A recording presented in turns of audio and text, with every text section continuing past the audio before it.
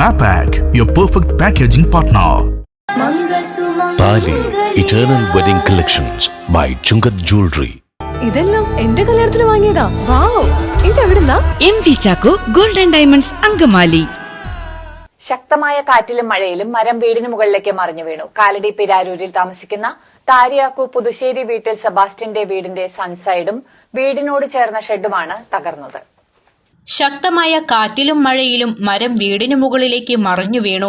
പിരാരൂർ 16-ാം വാർഡിൽ താമസിക്കുന്ന തരിയാക്കു പുതുശ്ശേരി വീട്ടിൽ സെബാസ്റ്റ്യൻ എന്നയാളുടെ വീടിന്റെ സൺസൈഡിലേക്കും വീടിനോട് ചേർന്ന ഷെഡിലേക്കുമാണ് മരം മറിഞ്ഞു വീണത്. ഷെഡിലുണ്ടായ ഇയാളുടെ സ്കൂട്ടറും തകർന്നു. വ്യാഴാഴ്ച ഉച്ചയ്ക്ക് 1 മണിയോടെയാണ് സംഭവം ഉണ്ടായത്. അപകടമുണ്ടാകുന്നതിന് തൊട്ടുമുൻപ് സെബാസ്റ്റ്യനും ഭാര്യയും കുട്ടിയും ഷെഡിൽ ഇരിക്കുകയായിരുന്നു. പിന്നീട് ശക്തമായ കാറ്റ് വന്നപ്പോൾ ഷെഡിൽ നിന്ന് ഇവർ പുറത്തിറങ്ങിയതുകൊണ്ട് ആളപായം ഉണ്ടായില്ല. ദൈവാനുഗ്രഹം കൊണ്ട് മാത്രം ഞങ്ങൾ രക്ഷപ്പെട്ടതാ.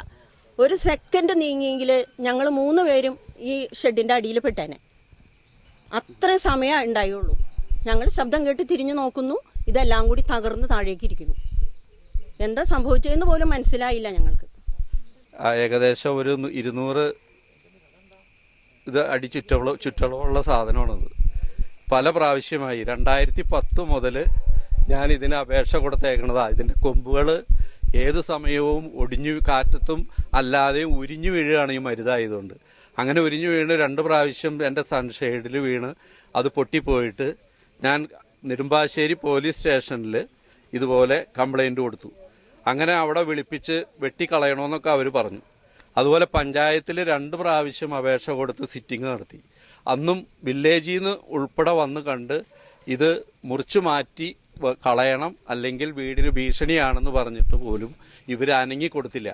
ഇപ്പോൾ കഴിഞ്ഞ ഒരാഴ്ച മുമ്പും ഇവരുടെ തന്നെ അതിർത്തിയിൽ നിൽക്കുന്ന ഒരു മരം ജോണി എന്ന് പറഞ്ഞ ആളുടെ വീട്ടിലേക്ക് വീണ് അതും ഇതുപോലെ പ്രശ്നങ്ങളുണ്ടായി. ഇപ്പോൾ മരങ്ങളൊക്കെ കച്ചവടം ചെയ്തിട്ടുണ്ടെന്ന് പറയുന്നു. ഇതിൻ്റെ തൊട്ടടുത്ത വീട്ടുകാരും ഇതുപോലെ കംപ്ലൈൻറ്റ് കൊടുത്തിട്ട് ഇവർ പഞ്ചായത്തിൽ ചെന്ന് കഴിയുമ്പോൾ വെല്ലുവിളിക്കുകയാണ്. അതായത് അന്നൊന്ന് കാണട്ടെ എന്നുള്ള മട്ട്. കാരണം ഇതിൻ്റെ മൂത്ത മകൻ ഈ ഒരു BSFലായിരുന്നു, ബോർഡ് ഓഫ് സെക്യൂരിറ്റി ഫോഴ്സിൽ. അവൻ ഇതിന് റിട്ടയർ ചെയ്ത് പോന്നേക്കണതാണ്. അപ്പോൾ അതിൻ്റെ ഒരു ഹുങ്കും അതിൽ കാണിക്കുന്നുണ്ട്.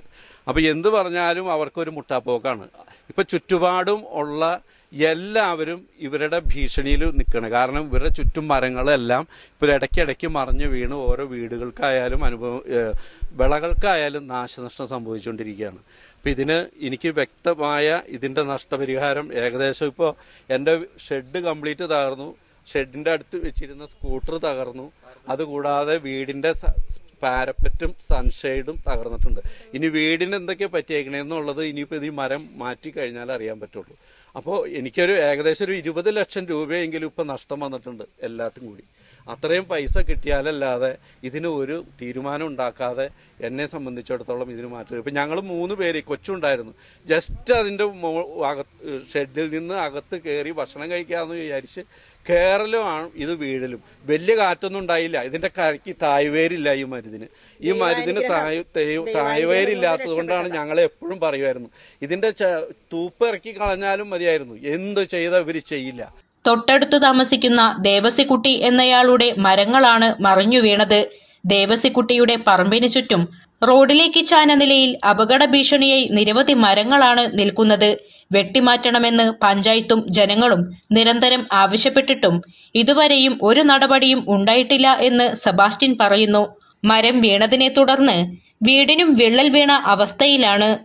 ഇതിപ്പോ ഈ മരം ഈ വീടിന്റെ മൂലയിലേക്കും അതോടൊപ്പം തന്നെ അവരുടെ ഷെഡും പൂർണ്ണമായിട്ടും നശിച്ചു പോയിരിക്കുന്നതാണ് ഇപ്പം കാണാൻ കഴിയുന്നത്.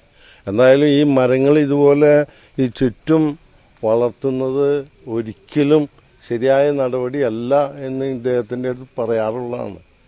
അപ്പോൾ തീർച്ചയായും ഇതിന് പരിഹാരത്തേക്കാൾ ഇരട്ടി എങ്കിലും ഇതിന് കൊടുക്കേണ്ടതായിട്ടാണ് വന്നേക്കണേ. കാരണം ഇപ്പം നിങ്ങൾക്ക് തന്നെ കണ്ടാലറിയാം, ഇത് റോഡിനുള്ള സ്ഥലം കൂടി വിട്ട് കഴിഞ്ഞിട്ടാണ് ഇത് ഷെഡിലേക്കും അവരുടെ പെരയിലേക്കും വീണിരിക്കുന്നത്. എൻ്റെ പേര് ജോജോ. ഇതിപ്പോൾ ഈ മരം വീണ് കിടക്കുന്നത് സെബിച്ചേട്ടൻ്റെ വീടിൻ്റെ വീടുമേക്കാണ്. വീടിൻ്റെ ബാക്ക് ഭാഗത്തേക്ക് ഷെഡ് ഉണ്ടായിരുന്നു. ഷെഡ് പൂർണ്ണമായിട്ട് നശിച്ചുപോയി. വീടിൻ്റെ സൺസൈഡിനും കാർപ്പറ്റിനും അടക്കം വിള്ളൽ വീണ അവസ്ഥയാണുള്ളത്. വീടിൻ്റെ അടിയിൽ ഒരു വണ്ടി ഉണ്ടായിരുന്നു, അത് നശിച്ചുപോയി. അതേപോലെ ചേച്ചിയും മോളുടെ കൊച്ചും ഉണ്ടായിരുന്നു. എന്തോ ഭാഗ്യത്തിന് അവർ രക്ഷപ്പെട്ട ഒരു അവസ്ഥയിലാണ്. ഇതേ അവസ്ഥ തന്നെയാണ് കഴിഞ്ഞതിന് മുമ്പത്തെ ഞായറാഴ്ച എൻ്റെ വീടാണ് ഇതിൻ്റെ കിഴക്ക് ഭാഗത്തുള്ളത്. അവിടേക്ക് മരം വീണ് വീടിന് നാശനഷ്ടങ്ങൾ ഉണ്ടാവുകയും കിണറിൻ്റെ വിള്ളൽ വീണ് സ്ലാബ് തള്ളിപ്പോവുകയൊക്കെ ചെയ്തു. അപ്പോൾ ഇത്തരത്തിൽ പരാതി വന്ന് പോലീസ് എന്ന് പറയുന്ന നഷ്ടപരിഹാരം തരാൻ ഞാൻ വെട്ടി മാറ്റിക്കോളാം എന്നൊക്കെ പറഞ്ഞെങ്കിലും ഇതുവരെയായിട്ടും ഒരു നടപടി എടുത്തിട്ടില്ല. ഇതേ തുടർന്ന് അധികൃതർ സംഭവ സ്ഥലത്തെത്തി പരിശോധന നടത്തി.